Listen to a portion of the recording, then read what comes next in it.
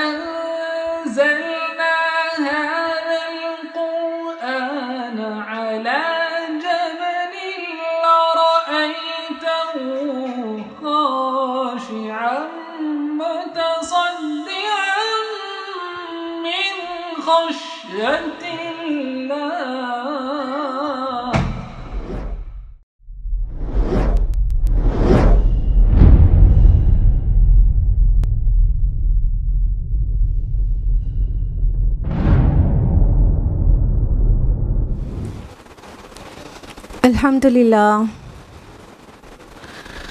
अल्हम्दुलिल्लाह वहदा वस्सलातु वस्सलामु अला मन ला नबिय्य बअदा वअऊज़ु बिल्लाहि मिनश शैतानिर रजीम बिस्मिल्लाहिर रहमानिर रहीम या अय्युहन नासु क़द जाअतकुम मौइज़तुम मिर रब्बिकुम व शिफ़ाउल लिमा फ़िस सुदूर व हुदन व रहमतुल लिल मुमिनीन।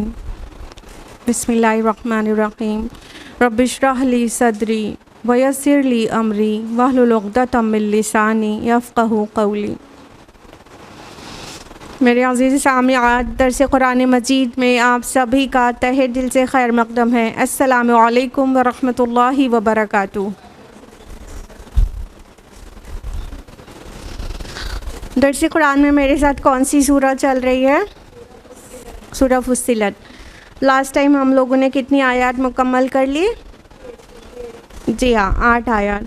और आज हम लोग आयत नंबर 9 ऑनवर्ड्स तफसील से जानेंगे। राइट, तो तैयार हैं आप लोग? सो लेट्स बिगिन विद आयत नंबर 9। औज़ु बिल्लाहि मिनश शैतानिर रजीम बिस्मिल्लाहिर रहमानिर रहीम। कुल अइन्नकुम लतकफुरूना बिल्लज़ी खलक़ल अर्ज़ फ़ी यौमैन। ए नबी सल्लल्लाहु अलैहि वसल्लम, आप उनसे कहिए, क्या तुम लोग कुफ्र कर रहे हो उस हस्ती का जिसने ज़मीन को बना दिया 2 दिनों में? वतजअलून लहू अंदादा, और तुम उसके मद्दे मुकाबिल ठहरा रहे हो। ज़ालिका रब्बुल आलमीन, वो है तुम तमाम जहानों का रब। आयत नंबर 10 भी सुन लीजिए। वजअल फ़ीहा रवासिया मिन फ़ौक़िहा, और उसमें बनाए लंगर उसके ऊपर से। वबारक फ़ीहा वक़द्दर फ़ीहा अक़वातहा फ़ी अर्बअति अय्याम, और उसमें बरक़ात पैदा की और उसमें अंदाज़े मुक़र्रर किए उनकी ग़िज़ाओं के 4 दिनों में। सवाअल लिस्साइलीन, तमाम साइलीन के लिए बराबर। अब देखिए, ये आयत नंबर 9 और 10 में जो बात कही जा रही है, बल्कि उसके आगे भी कंटिन्यूड रहेगी। वो क्या कि अल्लाह सुब्हानहू व तआला ने जो कायनात की तख्लीक है वो कितने दिनों में की, और अलग अलग उसको डिवाइड करके यहाँ पर मेंशन किया गया है। वरना तो आपने ज़रूर सुन रखा है ना, मतलब बहुत जगह पढ़ रखा है कुरान में कि अल्लाह ताला ने ज़मीन और आसमान की तख्लीक 6 दिनों में की है। फ़ी सित्तति अय्याम, तो 6 दिनों में कायनात की तख्लीक की गई है। ये कई जगह पर मेंशन्ड है, और यहाँ पर उसकी तफसीलात आई हैं कि किस चीज़ को किस अंदाज़ में बनाया गया है, कितने दिनों में। लेकिन ध्यान रहे कि जो कुरान का मकसद है वो सेम रहेगा, और वो है इंसानियत के लिए हिदायत। बिटवीन द लाइंस कुछ साइंटिफिक फैक्ट्स आते रहेंगे और उन्हें हमें समझना है साइंटिफिक फैक्ट्स की नज़र में की रोशनी में, ना कि थ्योरीज़ की रोशनी में। ठीक है, तो वो बीच में हम लोगों को डिस्कस कर सकते हैं, बट कुरान का जो मकसद है वो चाहे जितनी साइंटिफिक बात भी हो, मकसद वही रह जाता है, और वो है हिदायत इंसानी। ठीक, अब अल्लाह सुब्हानहू व तआला अपनी नेमतें, अपने एहसानात याद दिला रहे हैं कि तुम किस तरह कुफ्र करते हो उस ज़ात का जिसने बना दिया ज़मीन को 2 दिनों में। यानी अब कुफ्र कैसे करते हो ये अहम है कि कैसे इनकार कर सकते हो। अल्लाह ताला ने तो तुम्हारे लिए ज़मीन और आसमान और पूरी कायनात की तख्लीक की है, कैसे कुफ्र कर सकते हो। यानी आसमान और ज़मीन में नज़र दौड़ाओ, गौर करो और अल्लाह ताला की निशानियाँ पालोगे, और उसके साथ कैसे ही तुम वो मद्दे मुकाबिल ठहराते हो, तुम उसके बराबर किसी को ठहरा देते हो, वो तो रब्बुल आलमीन है। आलमीन, आलम की जमा है, आपको ज़रूर पता है। आलम किसको कहते हैं बताइए? आलम किसको कहते हैं? एक जहान को। ठीक है, जहान, जहान से क्या मुराद है? हम एक्चुअली तफसील से जानना चाह रहे हैं कि आलम से आप समझते क्या हैं।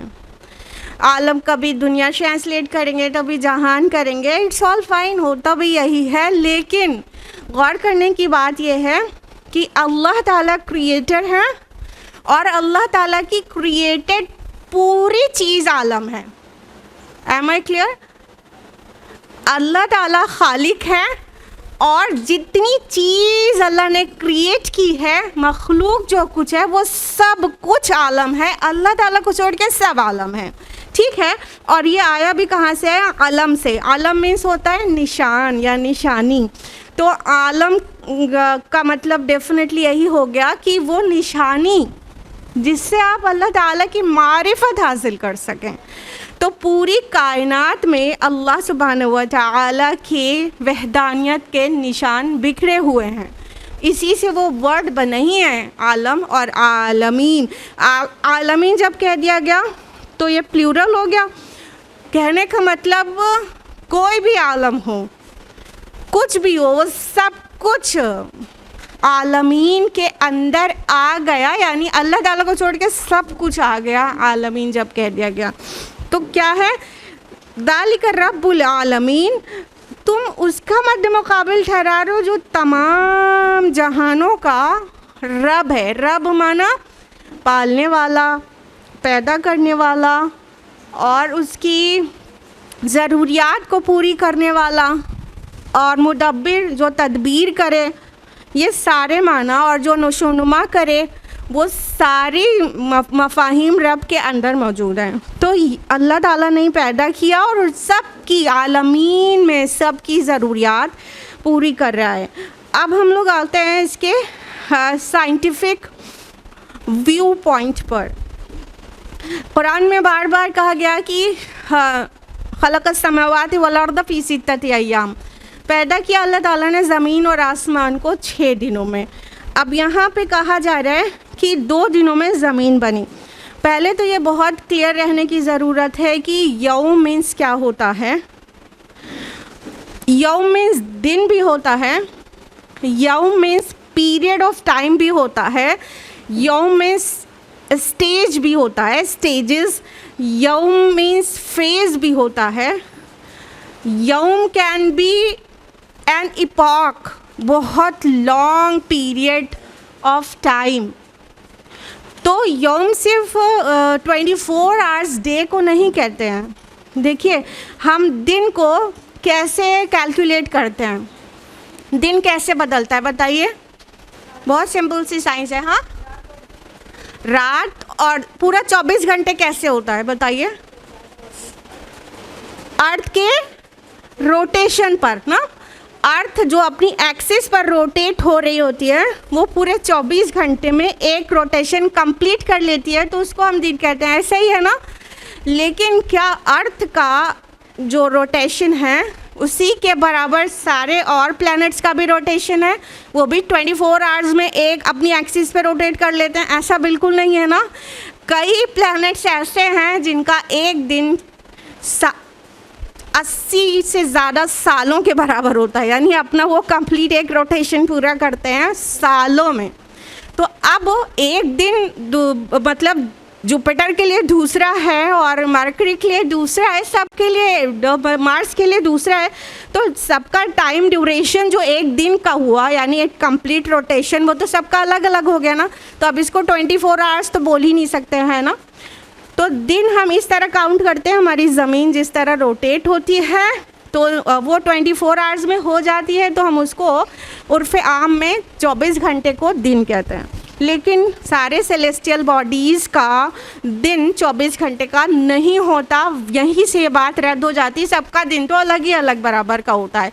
और अल्लाह के नज़दीक बाज़ दिन तो ऐसे होते हैं कि तुम्हारी गिनती में एक दिन, तुम्हारी गिनती में 1000 साल और अल्लाह के लिए एक दिन, तुम्हारी गिनती में 50,000 साल और अल्लाह ताला के लिए एक दिन, ऐसा भी है। ये कुरान से ही हम आपको बात कर रहे हैं।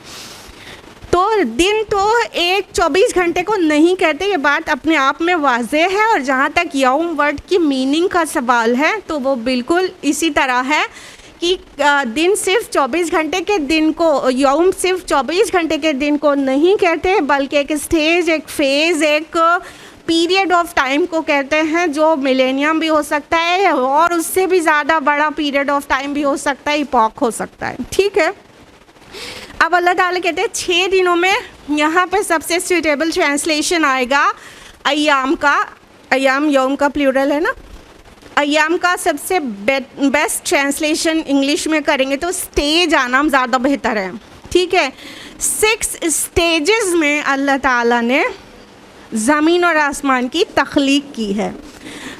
अभी यहाँ पर कहा जा रहा है जो ज़मीन की तख्लीक है वो 2 दिनों में की है। फ़ी यौमैन, 2 दिनों में ज़मीन को बनाया। यानी हमारे जो ये अर्थ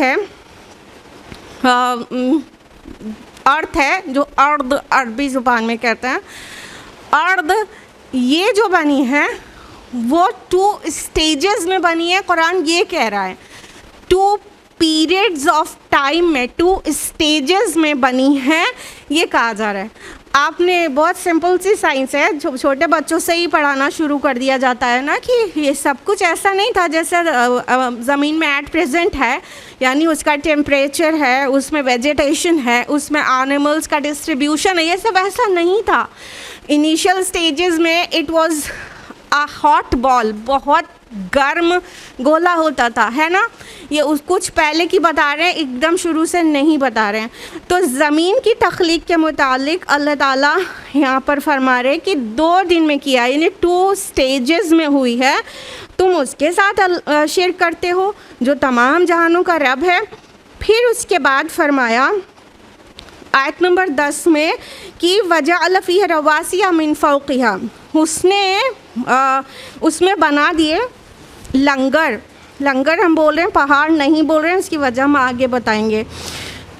तो बना दिए ऊपर से लंगर, एंकर्स ऊपर से बना दिए और उसमें बरक़ात रख दी उस अंदाज़े के मुकर्रर करके जो अल्लाह ताला के इल्म में ही हो सकता था और किसी के बस का नहीं था।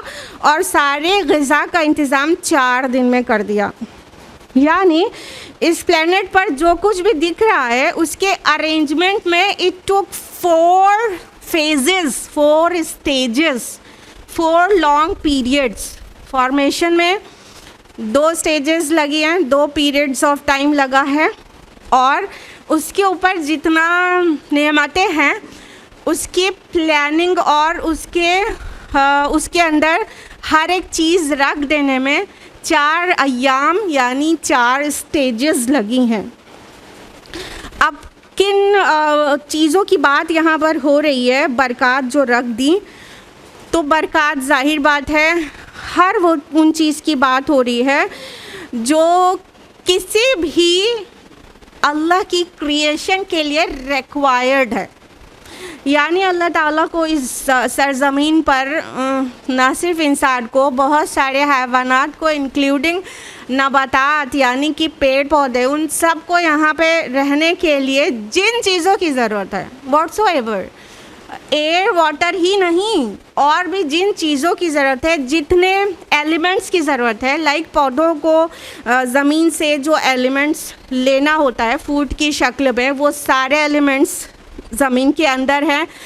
ऑस्ट्रेलिया के में जंगलों से लेकर यूएस के जंगल तक और ग्रीनलैंड के रिक्वायरमेंट से लेकर साउथ पोल के रिक्वायरमेंट तक हर जगह पर जिस भी लिविंग बीइंग का, या इनफैक्ट कहना चाहिए अल्लाह की जिस क्रिएशन को जो ज़रूरत है वो सब कुछ अरेंज करके यहाँ रख दिया। कभी आपने सोचा है गौर से कि ना हमारा फूड कभी ख़त्म होने का नाम लेता है, ना पेड़ पौधों का उनकी रिक्वायरमेंट कभी ख़त्म होने का नाम लेती है, और ना किसी भी एनिमल का फूड ख़त्म होने का नाम लेता है। ज़रा सोचिए किस प्लानिंग के तहत इसको ज़मीन को फॉर्म किया गया है कि अल्लाह ताला मुदब्बिर भी है ना, तदबीर वो करते हैं, प्लानिंग वो करते हैं। तो अल्लाह ताला ने बस एक बार में प्लानिंग की और कलमाए कुन से वो सारी चीज़ हो गई।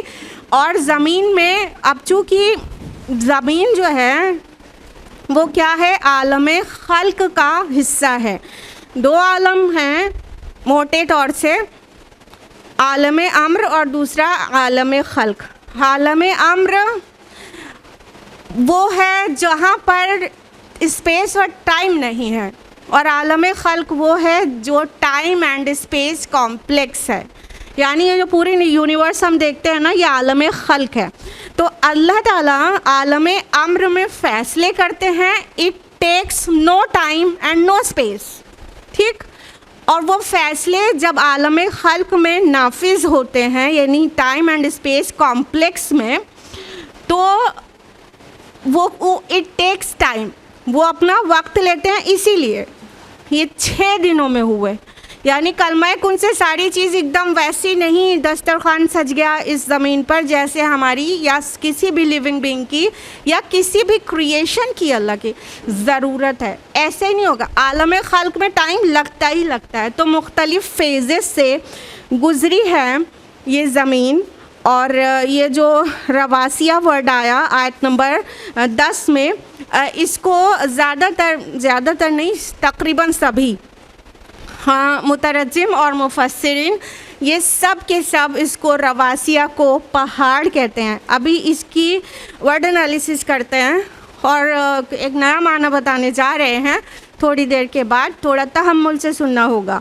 देखिए जो रवासिया वर्ड है ये रासिया की जमा है, ठीक है। रासिया मीन्स होता है साबित, जमी हुई, जो बिल्कुल फिक्स हो, जिसके अंदर डगमगाहट ना हो। तो सूरा अंबिया सूरा नंबर 21 आयत नंबर 31 में भी ये लफ्ज़ आया है, वजालना फिल अर्द रवासिया अन तमीदा बिहिम, कि उसने ज़मीन पर रवासिया गाड़ दिए, फिक्स कर दिया ताकि वो तुम्हें लेके लुढ़के नहीं। तो रासिया का मतलब होता है ठहरना, जमना, मजबूती से कायम होना। इसी वजह से हाँ, सभी तकरीबन सभी मुफस्सिरीन इसको कहते हैं कि ये पहाड़ हैं, क्योंकि पहाड़ नहीं होते तो ये जो अर्थ क्रस्ट है वो अंदर के फ्लूइड पर तैर रही होती और इंसान डगमगाता, तमीदा बिहिम, ताकि तुम उसके साथ डगमगाओ नहीं।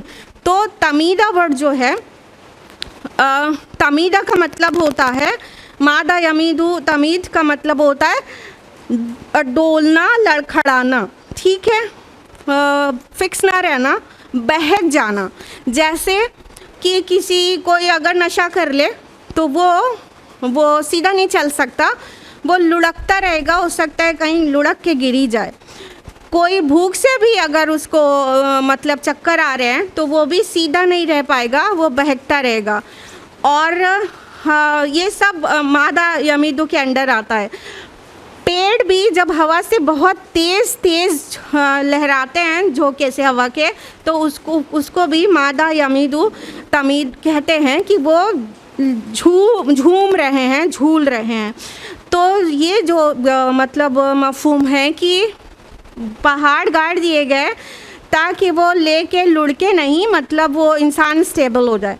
लेकिन अभी हम आपको ये बताने वाले हैं कि रवासिया जो वर्ड है, रवासिया का जो और बेहतर माना समझ में आ रहा है वो है ग्रेविटी, ग्रेविटेशनल फोर्स। कुरान हकीम में हाँ, अल्लाह ताला ने क्रिएशन ऑफ यूनिवर्स पे बहुत सारी आयत रखी हैं, और ये रवासिया वर्ड जो है आसमान और ज़मीन की तख्लीक जहाँ पर मेंशन्ड है वहीं पर ही आया है। वरना सिर्फ पहाड़ के मुतालिक कोई अलग जगह पर ज़मीन के ऊपर पहाड़ का जिक्र है तो लफ्ज़ जिबाल आया है, वल जिबाल अरसाहा वल जिबाल औताहा, जिबाल वर्ड आया है। लेकिन रवासिया हम आपसे कह रहे हैं ये ग्रेविटी के लिए है। कैसे 4 काइंड्स ऑफ फोर्सेस हैं यूनिवर्स में, जिसमें सबसे पहला फोर्स जो फॉर्म किया अल्लाह ताला ने वो ग्रेविटेशनल फोर्स है सबसे पहला। तो यहाँ पर उस फोर्स की बात, ग्रेविटी की बात हो रही है। हम ये क्यों कह रहे हैं बहुत जल्द आपको बता देंगे। तो फरमाया कि हाँ, अल्लाह ताला ने उस पर रवासिया बना दिया, मतलब पहाड़ बना दिया, ऐसे आपको तर्जुमा में मिलेगा। और हम कह रहे हैं उसमें ग्रेविटी डाल दी ताकि, और ऊपर से अब ये भी ना मिन फौक, या ऊपर से कोई चीज़ आई है, पहाड़ ऊपर से नहीं आए हैं। पहाड़ फोल्डिंग फिनोमिनन के ज़रिए वजूद में आए हैं। आप लोग पढ़िएगा कभी कि पहाड़ बने कैसे, तो अर्थ क्रस्ट की फोल्डिंग हुई है लाइक दिस, तो उससे पहाड़ वजूद में आए हैं। और यहाँ मिन फौक, या ऊपर से कोई चीज़ आने वाली महसूस होती है, तो ऊपर से ग्रेविटी ऊपर से आई है, यानी अल्लाह ताला का ऑर्डर पे। ग्रेविटी 2 तरह की कम से कम हमारे अराउंड वर्क करी है, कम से कम, वरना तो बहुत सारी ग्रेविटीज़ हैं। एक ग्रेविटी हमारे अर्थ की है जिसका क्या काम है कि हम ज़मीन पर चल सकें और लुढ़के नहीं, ना ही इसका ग्रेविटेशनल फोर्स इतना ज़्यादा है कि हमसे कदम ही ना उठ सके, ना ही इसका ग्रेविटेशनल पुल इतना कम है कि हम स्पेस में उड़ जाएं, बाहर चले जाएं। तो ये एकदम परफेक्ट अंदाजे के साथ अल्लाह ताला ने इसकी ग्रेविटी रखी है। तो एक ग्रेविटी तो ये अर्थ की हो गई, दूसरी ग्रेविटी सन की हो गई। अगर सन में ग्रेविटी नहीं होती तो अर्थ और सारे जो उसके सोलर फैमिली के प्लैनेट्स हैं वो कैसे ही अपने ही ऑर्बिट में रहते, इधर उधर बहक नहीं जाते। अब देखिए बहकना कितना सही माना में दे रहा है, रवासिया अंतमीद अबिहिम, कि वो रवासिया बना दिया ताकि बहक ना जाए, यानी अपना ऑर्बिट ना छोड़ दें। अगर स्टार के अंदर ग्रेविटी नहीं हो तो प्लैनेट उसके अराउंड अपने ही ऑर्बिट में कैसे रिवॉल्व कर सकता है, वो बहक के इधर उधर चला जाएगा अगर ग्रेविटी नहीं है। तो हम अर्थ की ग्रेविटी भी काम कर रही है और सन की ग्रेविटी भी, और जाहिर बात है कि पूरी सोलर फैमिली भी सोलर एपेक्स के अराउंड चक्कर लगा रही है मिल्की वे में। तो देयर आर मल्टीपल ग्रेविटीज़। अब आयत नंबर 11 में वो ट्विस्ट आएगा जिससे हमें आपको वो बात बतानी ही पड़ेगी जिसका आप इंतज़ार करें। आयत नंबर 11 में फरमाया तुम मस्तवा इला समाई वही दुखान, फिर वो आसमान की तरफ मुतवज्जा हुआ और अभी वो एक धुआं का सा था। फ़क़ाल लहा लिल अर्दि तियातन औ करहा, तो उसने आसमान और ज़मीन से कहा कि तुम दोनों चले आओ खुशी से या जबरन। क़ालता अतैना ताईन, उन दोनों ने कहा हम तो पूरी आमादगी के साथ, पूरी इताअत के साथ आ गए। आयत नंबर 12 में फरमाया फ़क़ज़ाहुन्ना सबअ समावातिन फ़ी यौमैन, फिर उसने उन 7 आसमानों को शक्ल दे दी 2 दिनों में। वाउहा फ़ी कुल्ली समाइन अमरहा, और उसने वही कर दिया हर आसमान पर उसका हुक्म। वज़य्यना समाअ दुनिया बिमसाबीह व हिफ़्ज़ा, और हमने आसमान दुनिया को चरागों से मुज़य्यन कर दिया और उसकी खूब हिफाजत की। दालिका तक़दीरुल अज़ीज़िल अलीम, ये उस हस्ती का बनाया हुआ अंदाज़ा है जो ज़बरदस्त है और कुल इल्म रखने वाला, बेशक शुबा। अब देखिए अगर आयत के साथ काउंटिंग करेंगे तो आपको मिल जाएगा 8 दिन का जिक्र हो गया, क्योंकि पहले आयत नंबर 9 में कहा कि ज़मीन को 2 दिनों में बनाया, फिर आयत नंबर 10 में कहा कि इसके जो नेमतें हैं वो सब 4 दिन में रखी, तो 2 + 4 = 6 हो गया। अब फिर आयत नंबर 12 में कह दिया कि वो 7 आसमानों की शक्ल दे दी और उसको 2 दिन में क्रिएट किया। अब अगर इस तरह आयत के 7 दिन गिनेंगे तो 2 + 4 + 2 = 8 हो जाएगा। तो 8 तो कहा नहीं गया है, जब जहाँ कहीं पे कुरान में मेंशन्ड है ज़मीन आसमान की तख्लीक यानी पूरी कायनात की तख्लीक 6 दिनों में हुई है। और एक और तकलीफ़ यहाँ पर महसूस होती है एक्सप्लेन करने में मुफस्सिरून को भी, लोगों को भी, और ये मौज़ूए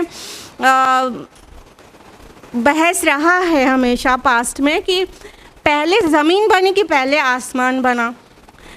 अब जो कॉस्मिक साइंस थोड़ा भी जानता है तो उसे लगेगा कि पहले तो आसमान बना होना चाहिए, बाद में ज़मीन, और यहाँ ज़िक्र आ गया पहले ज़मीन बनने का, और सुम्मा इस्तवा आयत नंबर 11 में आ गया कि फिर वो मुतवज्जह हुआ आसमान की तरफ। अब सुम्मा मतलब फिर होता है, तो फिर का क्या मतलब उसके बाद आसमान बना, ये लोगों का कन्फ्यूजन है। अभी देखिए आयत नंबर 11 में फरमाया कि सुम्मा इस्तवा इला समाई वही दुखान, और जब वो आसमान की तरफ मुतवज्जह हुआ ना तो वो धुआं सा था। तो अभी साइंटिफिकली इसको बहुत अच्छा ये तो एक्सप्लेन कर सकते हैं कि जो स्पेस में जो मुख्तलिफ़ किस्म की जो गैस है जो बहुत ही डेंस है उसे कॉस्मिक स्मोक भी कहते हैं। ये एक्चुअली हॉट डिफ्यूज़ गैस है जिसका कॉस्मिक टर्म है प्लाज्मा, ठीक है। तो ये स्मोक यानी धुआं, इसके लिए बेहतर लफ्ज़ है दैन गैस, ठीक। तो ये आसमान की तरफ जब अल्लाह ताला कह रहे हैं मुतवज्जह हुए तो वो धुआं का सा था, यानी ये वो वाली स्टेज है जब स्टार फॉर्मेशन से पहले मास जो है पूरा एक धुएं की शक्ल में बहुत हॉट और बहुत डेंस स्मोक की शक्ल में होता है, जिसको नेबुला भी कहते हैं। नेबुला से फॉर्म होता है स्टार्स। और फरमाया कि तो आसमान और ज़मीन से कहा कि दोनों खुशी से चले आओ, तो उन दोनों ने कहा खुशी से आओ चाहे कराहत से, मतलब विलिंगली और अनविलिंगली, यानी तुम वो हो जाओ और वो उस तरह फंक्शन करो जिस तरह मैं चाहता हूँ, यानी अल्लाह ताला चाहते हैं, खालिक। तो उन दोनों के पास कोई ऑप्शन ही नहीं था कि वो इनकार कर देते। उन्होंने कहा हम इताअत गुज़ार बन के आते हैं। इससे खालिक और मखलूक का साफ पता चलता है कि खालिक ने इस वे में उन्हें बनाया है कि उनके पास इनकार का ऑप्शन ही नहीं है, वो विलिंगली आ गए, यानी वो वैसे हो गए जैसा अल्लाह ताला की प्लानिंग थी। ये आने का ये मतलब है। और फिर फरमाया कि उसको 7 आसमानों की शक्ल दे दी 2 दिनों में। तो आगे फरमाया कि हर आसमान को उसका अम्र वही कर दिया, यानी 7 आसमान जो बनाए गए हैं ये 2 दिनों में बनाए गए हैं, लेकिन +2 नहीं, अभी हम बताते हैं। लेकिन ये क्या है, ये 7 आसमानों को जो शक्ल दी गई है वो 2 दिनों में, और हर आसमान पर उसकी वही कर दी गई है, यानी उसका क्या रोल रहेगा, क्या फंक्शन रहेगा, क्या फ़िज़िकल लॉज रहेंगे, क्या किस तरह से उसमें क्या चीज़ें रहेंगी, वो सब कुछ सारे अहकाम उन 2 दिनों के अंदर दे दिए गए। और फरमाया कि हमने आसमान दुनिया को चरागों से मुज़य्यन किया। तो ये चराग कौन है? बेमसाबी, मसाबी मिसबाह की जमा है ना। मिसबाह मीन्स क्या होता है? चराग होता है। तो ये आसमान के चराग क्या हैं? सितारे। आसमान दुनिया को अल्लाह ताला ने सितारों से सजा दिया, और उसका एक और काम यहाँ पर मेंशन्ड है कि वो हिफाजत के लिए भी, आपको पता है। एक और काम कुरान में मेंशन्ड है, अब वो है रास्ते के लिए, रास्ते का पता देते हैं। तो ये 3 काम हैं सितारों के। एक तो ज़ीनत के लिए, खूबसूरती के लिए, दूसरा शैतान जो ऐसे परमिसिबल लिमिट से ऊपर जाने की कोशिश करते हैं उन पर सितारों को दे मारा जाता है, और वो नहा नहीं जा सकते, यानी हिफाजत के लिए शैतानों से, जिन्नों से, शरीर जिन्नों से। और तीसरा काम है जंगलों और दरियाओं में रास्ते का पता लगाते हैं लोग, आज भी लगाते हैं। मत समझिएगा साइंस एडवांस होने के बाद अब उसकी ज़रूरत नहीं रही। बड़े बड़े समंदरों में आज भी वही सितारों की पोजीशन देखना, और कभी कंपास काम कर ही नहीं रहा होता है, उसी सितारों से रास्ता पता चलता है। तो फरमाइए उस हस्ती का बनाया हुआ निज़ाम है। अब आ जाइए इस बात की तरफ कि ये 8 दिन कैसे हो रहे हैं और ये 6 दिन को कैसे समझना है।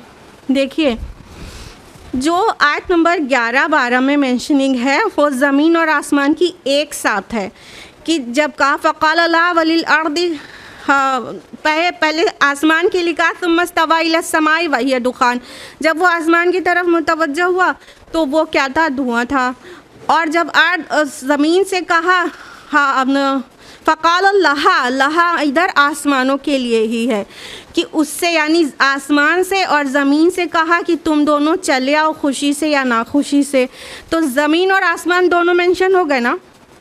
अब कॉमन सेंस लगाइए, जब आसमान के क्रिएशन का अल्लाह ताला ज़िक्र कर रहे हैं तो साइमल्टेनियसली उसी में ज़मीन भी बन रही है। ज़मीन को आसमान से अलग कहाँ ले जाएंगे?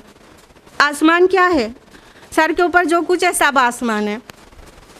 तो आसमान में आप मार्स तो मानेंगे और प्रॉक्सिमा सेंटोरी जो दूसरा स्टार है पड़ोस का वो तो मानेंगे, लेकिन क्या ज़मीन को नहीं मानेंगे? ये जो ज़मीन है हमारी वो भी तो आसमान का ही एक हिस्सा है ना। तो इधर जो 2 दिन बाद में मेंशन किए गए हैं ये आसमान के 60 वाले 2 दिन हैं। अब 6 हो गया, यानी ज़मीन और आसमान, यहाँ पहले ज़मीन का क्रिएशन 2 दिन बताया गया, बाद में ज़मीन और आसमान के मुतालिक जो क्रिएशन प्लस एक काम है उसका 2 दिन, ये 2 दिन कॉमन है। ज़मीन के ऊपर जो बरक़ात रखी गई हैं वो 4 दिनों में हुई हैं, तो ये 4 स्टेजेस हैं, तो वो 2 + 4 = 6। मैथमेटिक्स बिल्कुल क्लियर है। अब ये जो 6 डेज़ या 6 इपॉक्स या 6 स्टेजेस मेंशन की गई हैं, आपको क्या लगता है कि साइंस ने, स्पेशली नासा ने इसको कितना दिन डिक्लेयर किया है क्रिएशन ऑफ यूनिवर्स को? बताइए, कितने दिन डिक्लेयर किया है क्रिएशन ऑफ यूनिवर्स का? डेज का मतलब स्टेजेस, कितनी स्टेजेस डिक्लेयर की हैं? आपको जान के हैरानी होगी कि अभी तक की जो स्टेज है वो 6 ही उसने मेंशन की है। एक और है वो 7 स्टेजेस बयान करते हैं, लेकिन वो फ्यूचर की है, क्लियर है उसमें फ्यूचर। आप नासा की वेबसाइट पे जाकर देख लीजिएगा, 7 स्टेजेस मेंशन की है और एक फ्यूचर से रिलेटेड है। और कुरान क्या कहता है, 6 स्टेजेस में बनाया, यानी अभी तक की तो बात हो रही है ना, अभी तक जो स्टेजेस गुजरी हैं वो कितनी है, 6 हैं। और नासा ने भी 6 स्टेजेस बताई हैं, फ्यूचर वाली को माइनस कर दें तो, क्योंकि एक स्टेज फ्यूचर की बिल्कुल क्लियरली मेंशन्ड है नासा की वेबसाइट पे। लेट मी एक्सप्लेन कि ये सब कुछ कैसे हुआ है। देखिए, जब कुछ भी नहीं था तो क्या था, अल्लाह सुब्हानहू व तआला की ज़ात थी और सारे साइंटिस्ट और एस्ट्रोनॉमर्स और कॉस्मोलॉजिस्ट सब ने मिलकर कहाँ से कायनात की इब्तिदा या कायनात का के स्टेजेस कहाँ से स्टार्ट की है, वो जो सिंगुलैरिटी थी वहाँ से। सबसे पहले एक सिंगुलैरिटी थी, सब कुछ एक था। वहाँ पर सूरह अंबिया सूरह नंबर 21 आयत नंबर 30 में मेंशन है ना, अवलम यरल्लज़ीना कफ़रू अन्ना समावाति वल अर्दा कानता रतक़न फ़फ़तक़नाहुमा। क्या ये काफ़िर लोग देखते नहीं हैं कि ज़मीन और आसमान बाहम मिले हुए थे और हमने इन्हें अलग किया। तो पहले सब कुछ सिंगुलैरिटी था।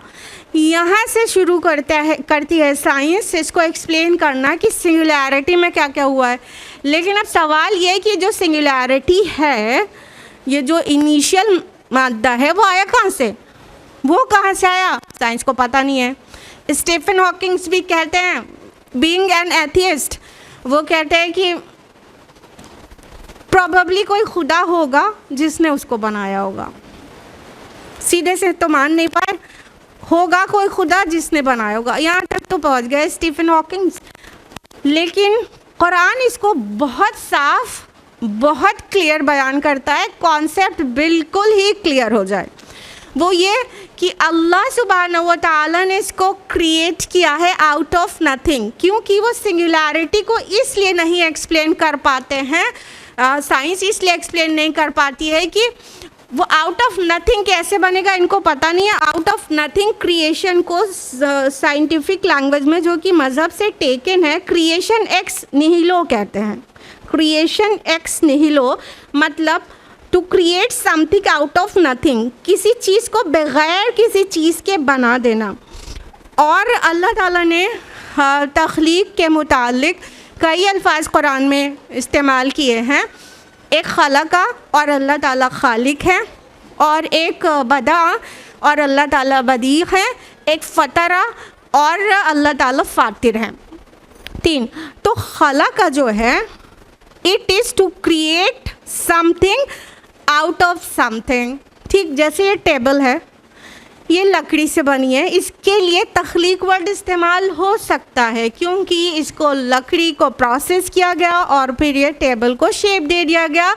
ये इंसान भी करता है और अल्लाह ताला भी खालिक है क्योंकि उसका ही सब कुछ है। आलम खल्क में जो कुछ बन रहा है वो खालिक की वजह से है, लेकिन कोई भी मखलूक बदी नहीं हो सकती और अल्लाह ताला बदी भी हैं।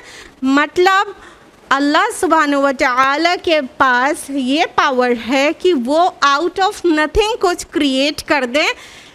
इस क्रिएटर को कहते हैं बदी, to the one who created something out of nothing, बग़ैर किसी चीज़ के बना देने वाला, तो अल्लाह ताला बदी है।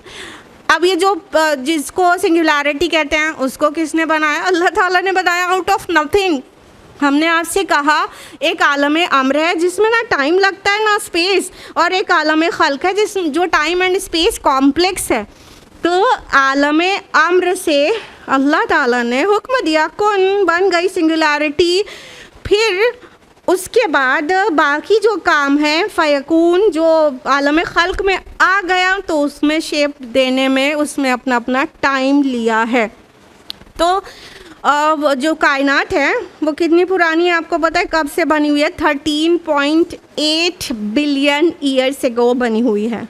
13.8 बिलियन ईयर्स एगो। और ये जो आपका सूरज है वो कब बना है पता है? 4.6 बिलियन ईयर्स एगो ये फॉर्म हुआ है। ठीक, अब देखते हैं कि नासा ने इसको 6+1 स्टेजेस जो कहा है वो क्या है, और अल्लाह ताला ने फ़ी सित्तत अय्याम कहा है, तो उससे कुछ हद तक हम देख सकते हैं कि मुमासलत मिल जाएगी। नासा की वेबसाइट पे ये जो 6+1 स्टेजेस हैं उसमें से सबसे पहली स्टेज है कॉस्मिक इन्फ्लेशन, यानी ये जो सिंगुलैरिटी थी उसमें वो फैलना शुरू हुआ। जैसे आप गुब्बारे में हवा डालें तो क्या होता है कि वो मास में वो हजम में बढ़ने लगता है, फैलने लगता है। इस तरह कॉस्मिक इन्फ्लेशन हुआ है। जो बिल्कुल पहला मादा था, पहला जो सिंगुलैरिटी थी उसमें इन्फ्लेशन शुरू हुआ, उसको फर्स्ट स्टेज कहते हैं कॉस्मिक इन्फ्लेशन। फिर उसके बाद सेकेंड स्टेज है big bang and nucleosynthesis. Big bang आप लोग जानते हैं, यानी वो बड़ा धमाका जिसके बाद कायनात वजूद में आई है, stars and planets and galaxies उसके बाद वजूद में आई है। यानी ये जो वो था सिंगुलैरिटी थी, इसमें इन्फ्लेशन शुरू हुआ और एक धमाका हो गया। इस धमाके के बाद कायनात वजूद में आ गई। उस सेकेंड स्टेज को कहते हैं बिग बैंग एंड न्यूक्लियोसिंथेसिस, यानी उस धमाके के बाद न्यूक्लियस बन गए। जो केमिस्ट्री पढ़े हैं थोड़ा बहुत जानते होंगे, तो न्यूक्लियस बन गए। अभी इलेक्ट्रॉन उसके अराउंड रिवॉल्व नहीं कर रहे थे, अभी एटम्स नहीं बने थे। फिर थर्ड स्टेज जो है उसको कहा जाता है रिकॉम्बिनेशन, यानी एटम बनना शुरू हो गए इस स्टेज में। यानी अब जो इलेक्ट्रॉन्स हैं वो हरकत में आ गए। हाइड्रोजन सबसे पहले बना है, हाइड्रोजन, फिर हीलियम, और इस तरह से अदर एलिमेंट्स बने हैं।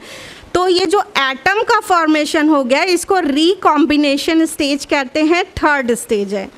फोर्थ स्टेज है डार्क एजेस, यानी ये जब एटम बन गया, परमाणु कहते हैं ना हिंदी में, जब एटम बन गया तो फिर पूरे में अंधेरा छा गया, रोशनी गायब हो गई। हालांकि रोशनी स्टार्ट हो गई थी सेकेंड स्टेज में, लेकिन इस स्टेज में आके रोशनी फिर गायब हो गई, पूरे में अंधेरा छा गया। इसको डार्क एजेस कहते हैं। यूरोप की डार्क एजेस नहीं ये वो स्पेस की डार्क एजेस की बात हो रही है, ठीक है।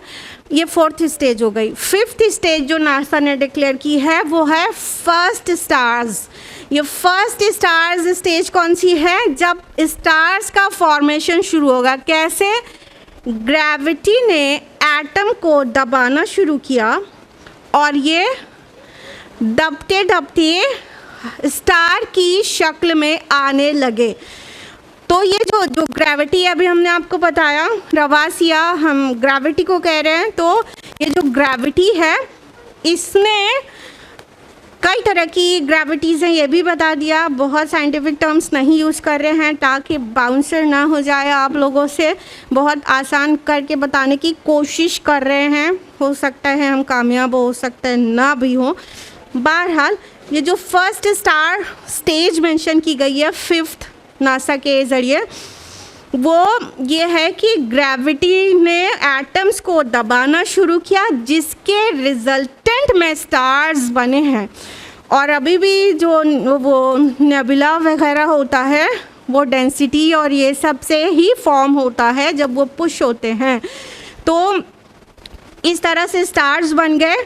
और आपको पता है सूरज किस स्पीड से सोलर एपेक्स के अराउंड चक्कर लगा रहा है, पता है? बताइए किस स्पीड से सोलर एपेक्स के अराउंड चक्कर लगा रहा है सूरज? नहीं पता। 7,20,000 किलोमीटर पर आवर की स्पीड से। इस तेज़ स्पीड के साथ 7,20,000 फी घंटे की स्पीड के साथ, वेलोसिटी के साथ सूरज along with all solar family, सब में इतना परफेक्ट वो ग्रेविटी है कि सब जिस अपने ऑर्बिट में ही रहते हैं। तो इतने तेज़ चक्कर लगाने के बाद आप सोच सकते हैं कि अगर ग्रेविटेशनल पुल परफेक्ट ना हो तो पता नहीं कहाँ ही बहक के निकल जाए, यही तो होगा। तो ग्रेविटी इतनी परफेक्ट है कि कहीं भी निकलते नहीं हैं बल्कि सब अपने ऑर्बिट में ही होते हैं। तो ये जो फर्स्ट स्टार स्टेज थी इसमें ग्रेविटी फॉर्म हुई है और फर्स्ट फोर्स जो फॉर्म हुआ है वो ग्रेविटेशनल फोर्स ही है according to NASA as well. और फिर सिक्स्थ स्टेज को कहते हैं रीआयोनाइजेशन स्टेज, जिसमें सब गैलेक्सीज और स्टार्स ये सब बन गए हैं। ये सिक्स्थ स्टेज है और ये अभी एट प्रेजेंट जो कुछ है वो सिक्स्थ स्टेज का रिजल्टेंट है। सेवेंथ स्टेज जो नासा बयान करते हैं लेकिन वो फ्यूचर की है। और कुरान कैसे फॉर्म हुआ आसमान और ज़मीन यहाँ तक की ही बात करता है, तो उसके अकॉर्डिंग देखा जाएगा तो नासा की 6 स्टेजेस ही नासा भी डिक्लेयर कर रहा है कि 6 स्टेजेस में 6 अय्याम में ये आसमान और ज़मीन की तख्लीक हुई है। सुभानअल्लाहि व बिहम्दिही। ये नासा को और एस्ट्रोनॉमर्स और कॉस्मिक साइंस को कैसे कैसे पता चला और कितनी कितनी देर में पता चला, उसमें billions and trillions of dollars का खर्च आया। पहले हबल टेलीस्कोप था, फिर 2021 में James Webb space telescope launch किया गया और 2022 में जेम्स वेब टेलीस्कोप ने डेटा देना शुरू कर दिया। तब जाके ये सारी बातें क्लियर हो पाई हैं। और कुरान हकीम में बहुत ही हुस्न के साथ नटशेल में ये चीज़ें मेंशन कर दी गई थी। ये हमारे और आपका फेलियर है कि हमारे बच्चे रिसर्चेस नहीं कर रहे हैं और अगर ऐसा होता कि मुसलमान अपनी कुरान लेके रिसर्च करता तो दुनिया के टॉप पर ही होना था, क्योंकि कुरान जो कुछ बता रहा है वो कुरान ना मानने वालों को मिलियंस नहीं, बिलियंस नहीं, ट्रिलियंस ऑफ डॉलर्स खर्च करने के बाद पता चल पाता है। तो अपनी ज़िम्मेदारी को समझें, अपने बच्चों को शेप दें, अपने बच्चों से कहें कि रिसर्चेस करें और कुरान उठाकर रिसर्चेस करें, ताकि मुस्लिम उम्मा की असल जो जगह है इज़्ज़त वाली टॉप पर, वो उन्हें वापस मिल सके, जो कि अभी बहुत बुरी तरह से बिगड़ी हुई चल रही है। यानी साइंस टेक्नोलॉजी से दूर माना जाता है हम लोगों को, जबकि कुरान मजीद ख़ुद बढ़ चढ़ कर साइंस के इंकशाफात करके रखा है, लेकिन हम नहीं समझते। अब खाली आपको सुम्मा वर्ड का हम वो एक्सप्लेनेशन देना पसंद करेंगे कि जो आयत नंबर 11 में जिससे कन्फ्यूजन होता है, सुम्मा इस्तवा इला समाई वहिया दुखान, फिर वो आसमान की तरफ मुतवज्जो और वो धुआं हो रहा था। तो ये तरतीब ज़मान नहीं है। सुम्मा लफ्ज़ यानी फिर, सुम्मा लफ्ज़ का इस्तेमाल तरतीब बयान के लिए भी होता है, और कुरान में भी इस मकाम के अलावा तरतीब ज़मान के बजाय तरतीब बयान के लिए सुम्मा लफ्ज़ आया है। चलिए एक एग्जाम्पल लेते हैं। सूरा अज़्ज़ुमर सूरा नंबर 39 आयत नंबर 6 में फरमाया, खलक़कुम मिन नफ्सिन वाहिदा, उसने तुमको पैदा किया एक सिंगल सोल से, एक नफ्स वाहिदा, एक जान से। सुम्मा जअल मिन्हा ज़ौजहा, फिर उससे उसका जोड़ा बनाया। अब ये बताइए कि क्या सब लोग पहले पैदा हो गए और हवा बाद में पैदा हुई? ऐसा हुआ क्या? यानी अल्लाह ताला कह रहे हैं तुम सबको हमने एक नफ्स से पैदा किया है, यानी सब पहले पैदा हो गए, और तुम मजाल मिन्हा ज़ौजहा, और उसके बाद उसका ज़ौज, उसका पैर बनाया। तो आदम के पैर तो हवा थे ना, तो हवा बाद में बनी, या क्या सारे मेल्स पहले बन गए फिर फीमेल्स बने? ऐसा नहीं है ना। यहाँ पर भी तरतीब ज़मान नहीं, तरतीब बयान है।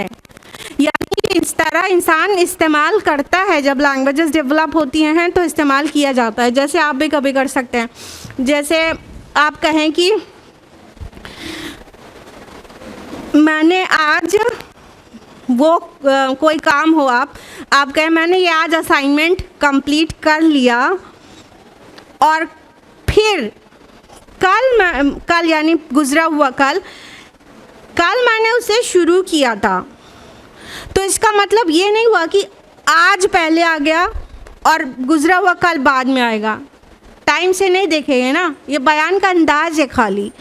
तो ये तरतीब ज़मान के लिए नहीं, तरतीब बयान के लिए भी सुम्मा आता है। इसलिए यहाँ पर जो सुम्मा है ये तो मुफस्सिरून के नज़दीक भी है कि ये तरतीब बयान है। सुम्मा इस्तवा इला समाई, यानी फिर वो आसमान की तरफ मुतवज्जो हुआ। इसका लाज़मी मतलब ये नहीं है कि वक्त में उसके बाद, नहीं, बयान करने का अंदाज़ है कि फिर वो आसमान की तरफ मुतवज्जो हुआ और दोनों से कहा आ जाओ तुम।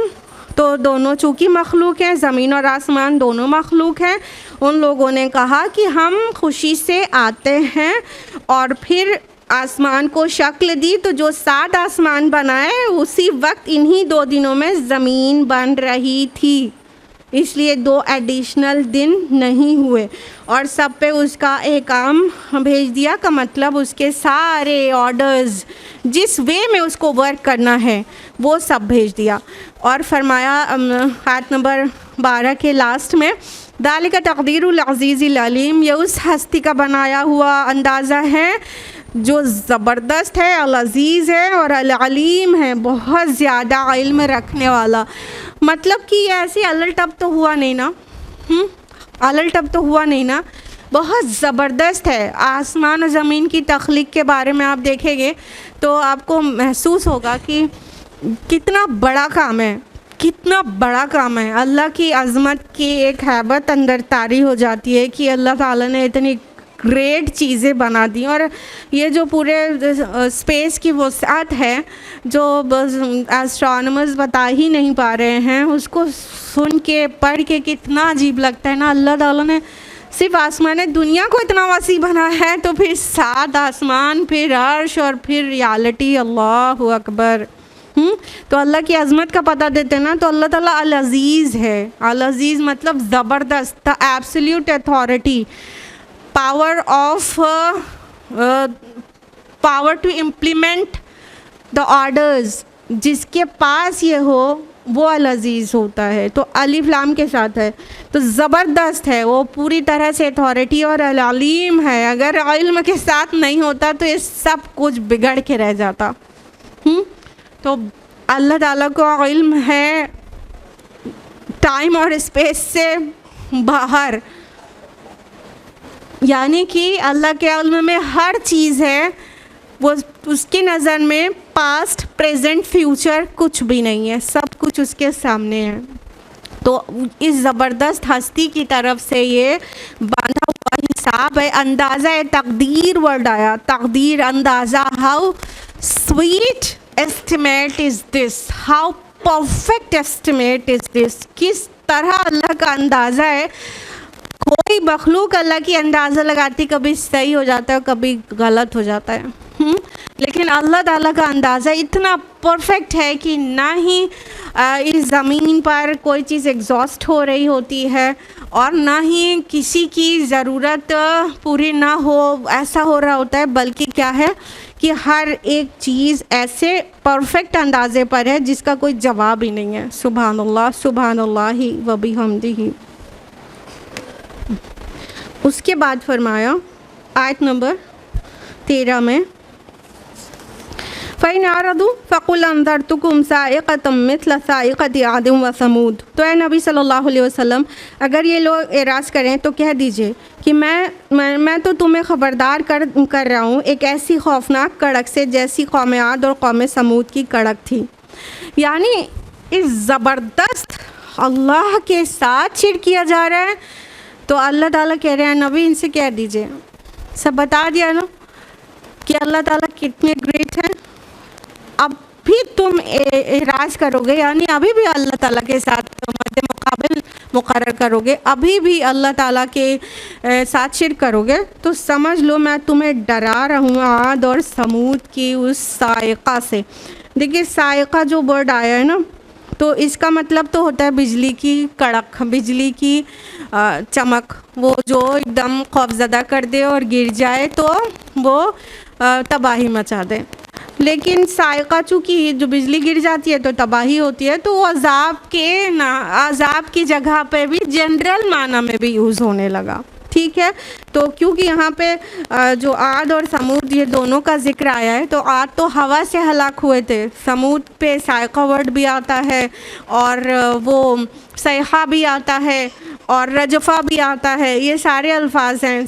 साइक़ा का मतलब बिजली की चमक होता है, सैहा में ज़ोरदार आवाज़ होती है, चीख, बहुत तेज़ आवाज़, और रजफ़ा में ज़लज़ला होता है। तो समूद के लिए तो ये तीनों अल्फाज आते हैं। लेकिन आज जो हूद अलैहिस्सलाम की कौम थी उनके लिए तो हवा का अज़ाब आया था, जो आगे मेंशन भी है और कुरान में कई जगह पर है। तो यहाँ साइक़ा लफ्ज़ सिर्फ बिजली की वो बिजली गिरने को नहीं कहा जाएगा, साइक़ा अज़ाब के माना में, जनरल माना में आया है। तो अल्लाह ताला के रसूल से कहा जा रहा है नबी अभी भी ये नहीं माने तो कह दो हम तुमको उस अज़ाब से डराते हैं जैसा आद और समूद को आ गया था। इज़ जाअतहुम रसूलु मिन बैनि अयदीहिम व मिन खल्फिहिम, जबकि उनके पास रसूल आए उनके सामने से भी और उनके पीछे से भी। अल्ला तअबुदू इल्लल्लाह, कि अल्लाह के सिवा किसी की बंदगी ना करो। क़ालू लौ शाअ रब्बुना लअंज़ल मलाइका, तो जवाब में हर कौम ने क्या कहा? लोगों ने यही कहा कि अगर हमारा रब चाहता तो फरिश्तों को नाजिल कर देता। फ़इन्ना बिमा उरसिलतुम बिही काफ़िरून, बस जो चीज़ आप देकर भेजे गए हैं हम तो उसका इनकार ही करते हैं। तो अल्लाह ताला ने फरमाया कि हर कौम में अल्लाह ताला ने रसूलों को भेजा है। तो जिन लोगों ने तकज़ीब की है हमेशा उनको रसूलों की दावत पहुंची है। यानी यहाँ पे जो कहा गया कि उनके पास रसूल आए, उनके सामने से भी उनके पीछे से भी, तो इसका मतलब एक तो ये होता है कि पैर दर पे रसूल आए, और ये भी मतलब होता है कि इनसे पहले भी रसूल आए थे, इनके बाद भी रसूल आए। और इसका ये भी मतलब होता है कि जिस खित्ते में हैं सिर्फ वहाँ ही नहीं, उनके अराउंड भी अलग अलग अक़वाम में अलग अलग रसूल आए। इन शॉर्ट ये कहना सही होगा कि हर दौर में हर कौम के पास, जब तक पिछले नबी की तालीमात है तो नहीं भी आए, लेकिन जब तालीमात मस्ख़ हो जाती तो वो अगला रसूल आ जाता तालीमात लेकर। तो सब ने यही कहा अल्ला तअबुदू इल्लल्लाह, कि अल्लाह के अलावा किसी की भी इबादत ना करो। जो रसूलों का पैगाम ख़ास था, अव्वलीन जो दावत थी वो क्या थी? तौहीद की दावत, कि अल्लाह के अलावा किसी की इबादत ना करो। अब बताइए, जिस रब ने इतनी इंटेंस और इतनी वाइज प्लानिंग के साथ हमको पैदा करने से पहले यहाँ पे दस्तरखान बिछा दिया हम नेमतों का, और इतना एहतमाम करके हमें दुनिया में फिर भेजा, मतलब बिलियंस ऑफ ईयर्स से चीज़ें हो रही थी और फिर हम लोग दुनिया में आए हैं। आदम अलैहिस्सलाम को फ्यू थाउजेंड ईयर्स बैक दुनिया में उतारा गया है। जिस रब ने पैदा करने के साथ साथ इतनी नेमतें और सारे चीज़ें हमें दे दी हैं, तो क्या उसके साथ फिर शिर्क किया जाए तो कोई इंसान वो फिर जन्नत में जाने लायक बचता है? किस कदर गद्दार होता है वो, और किस कदर एहसान नाशनास होता है। कुफ्र नाशुक्री की ही तो दूसरी शक्ल है, कि जिसने दिया सब कुछ उसका शुक्र करने के बजाय, उसको एक मानने के बजाय उसी के साथ पार्टनर से एसोसिएट कर दे, यानी शुक्राना किसी और के पास लेके चले जाएं। हाँ, तो ये है अल्लाह के अलावा किसी की भी इबादत ना करो। तो फिर हर कौम ने, मोस्टली सभी कौम ने इस तरह के फजूल जवाब दिया, और यही जवाब रसूलुल्लाह सल्लल्लाहु अलैहि वसल्लम को भी मिला कुफार मक्का की तरफ से, कि अच्छा अगर ऐसा ही है कि तुम अल्लाह की तरफ से भेजे गए हो, तो फिर अल्लाह ताला तुम्हें क्यों भेज रहा है? तुम तो हमारे जैसे इंसानों, कोई फरिश्ते को क्यों नहीं भेज देता? अगर अल्लाह का इरादा हमें हिदायत देने का होता तो फरिश्ते को नाजिल कर देता। आपको क्या लगता है कि फरिश्ते नाजिल हो जाते तो मान लेते? फिर वो क्या कहते हैं, तुम्हें क्या पता हमारे जज्बात, हमारे एहसासात, हमारे दायात, हमारे प्रॉब्लम्स, हमारी खुशी, हमारा गम, तुम्हें क्या पता? तुम तो दूसरी जिन्स हो। तो फिर वो उस तरह नहीं मानते। बहरहाल जिसको नहीं मानना होता है वो बहुत सारी रीज़न्स दे देता है। तो ये एक किस्म का तमस्खुर भी था, इनकार की एक वजह एक्चुअल नहीं थी, वो बयान की गई वजह थी कि अल्लाह ताला फरिश्तों को क्यों नहीं भेज देता? फरिश्तों को भेज देता तो हम मान लेते। तो आप जो कुछ भी लेकर आए हैं हम उसका इनकार कर रहे हैं। इसका मतलब ये नहीं कि एक तरफ वो मान भी रहे हैं, इनकार भी कर रहे हैं। आप लेकर आए हैं भी कह रहे हैं, इनकार भी कर रहे हैं। नहीं, वो सिरे से इस बात का ही इनकार कर रहे थे कि आप अल्लाह के चोज़न नबी हैं, चोज़न रसूल हैं, और आपकी तरफ वही आती है, हम इसको इनकार कर रहे हैं। हालांकि वो कलाम उनके सामने आ चुका था, खुल चुका था, वाज़े हो गया था कि वो ऐसा कलाम ना उन्होंने कभी सुना है, ना कोई उसे ऐसा लिख सकता है, पेश कर सकता है। फिर भी ये आउट ऑफ एरोगेंस ऐसा कर रहे थे, तो इनकार कर दिया। ज़रा तसव्वुर कीजिए नबी सल्लल्लाहु अलैहि वसल्लम की उस कैफियत का, जो बंदा सादिक और अमीन उस टाइम से कहला रहा है जबकि उसके पास वही भी नहीं आती थी। ऐसे कैरेक्टर के इंसान के पास वही आने लगी, और वही आने के बाद उसकी दर्दमंदी और आजिज़ी और इनके सारी और बढ़ गई ना, कि ये सब जहन्नुम में जाने से बच जाएं। इस दर्दमंदी के साथ वो पैगाम पहुंचा रहे हैं और सामने से ऐसे इनकार हो रहा है, मान कर नहीं देंगे, आप बने कर लीजिए, और हम आपको अल्लाह का भेजा हुआ नहीं मानेंगे, और आप फरिश्ते क्यों नहीं हैं, आप तो इंसान हैं, एंड सो ऑन। इतनी सारी मतलब तकज़ीब बहुत तकलीफ़देह होती है। कभी छोटी छोटी तकज़ीब हुई हो आप लोगों की तो आपको पता चला होगा कि जब इनकार किया जाता है, झुटलाया जाता है, सच्ची बात को झुटलाया जाता है, कोई मुंह पर ऐसे कहते हैं हम नहीं मानते जो कुछ कह रही हो और आप बिल्कुल सच कह रहे हो, उतने से में आपको कितनी तकलीफ़ हो जाती है। और यहाँ तो रिसालत को ही और वही आने को ही इनकार कर दिया गया, तकज़ीब कर दी गई, झुटला दिया गया कि नहीं मान के देंगे। तो अल्लाह के रसूल के ऊपर क्या गुज़रती होगी, सोचने वाली बात है। कुर्बान जाए हमारी और आपकी ज़ात उस प्यारे नबी पर जिसने तहम्मुल के साथ बर्दाश्त करते हुए दावत का काम जारी रखा। आज के लिए इतना ही। अल्लाह सुब्हान तआला हम सबको कुरान मजीद पढ़ने, समझने, गौर व फिक्र करने, अमल करने की तौफ़ीक़ अता फ़रमाए। आमीन या रब्बल आलमीन। व आखिरु दावाना अनिल हम्दुलिल्लाहि रब्बिल आलमीन। वस्सलामु अलैकुम व रहमतुल्लाहि व बरकातुहू।